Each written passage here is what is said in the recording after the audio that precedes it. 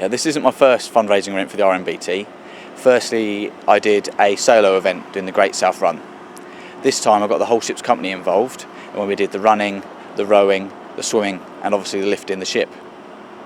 The major difference was that now the whole ship's company are learning more about the RNBT. We achieved to raise more money, and the information they've learned about the RNBT they can take with them for future drafts and future deployments. I was approached by Petty Officer Cook, who's my Deputy Weapon Engineering Officer, a keen fundraiser, family man, and whose wife's also in the service, about the possibility of engaging in some fundraising activity with the RNBT. A charity I was aware of, but I must confess not familiar with all their roles and responsibilities, but we latched onto it pretty quickly. And what was nice for me was getting immediate feedback from RNBT about our activities and our processes. We normally raise a lot of funds for quite a few charities, and it was actually nice to see something different coming in. Obviously with P.O. Cook, he came through the messes and gave out a lot of documentation on what you were about, so it was actually quite easy to understand. So obviously from there we went on our deployment, and we started setting up different activities to raise the money for RNBT. Once you've finished all your box sets of various different series and you're looking for things to keep you occupied, having something to latch onto as a team is so important. And I think P.O. Cook was instrumental in making RNBT the crusade for HMS CHIDDINGFOLD as we were then, now the crew in HMS Ledbury.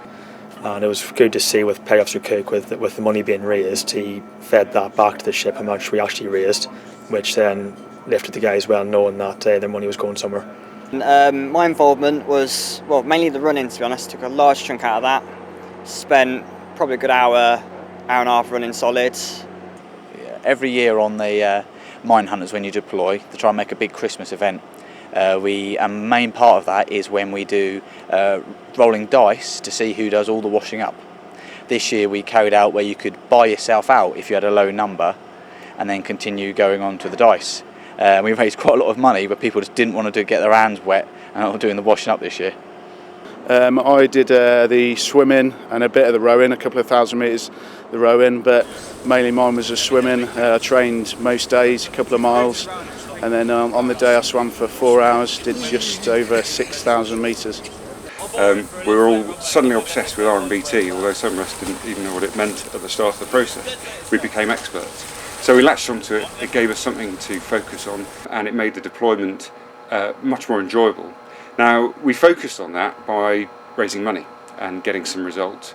The person who actually lost and finally did the washing up on Christmas Day was actually the DMEO, and he paid quite a lot of money in it, and it worked out he paid for the privilege of cleaning everybody else's plates and pots. Well, everybody tends to do more fizz way anyway, because you get into a routine, it stops you missing home, but then also having a challenge, because it was all made into a challenge. After seeing the success with the RNBT and with the sent us t-shirts, lanyards, you name it, we got it.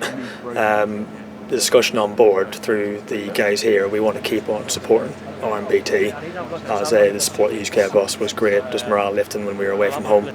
So even though we're at home, it's still nice to keep that going. RNBT to me is part of the through life service lifestyle that I think all people who join the Navy and the other services sign up to.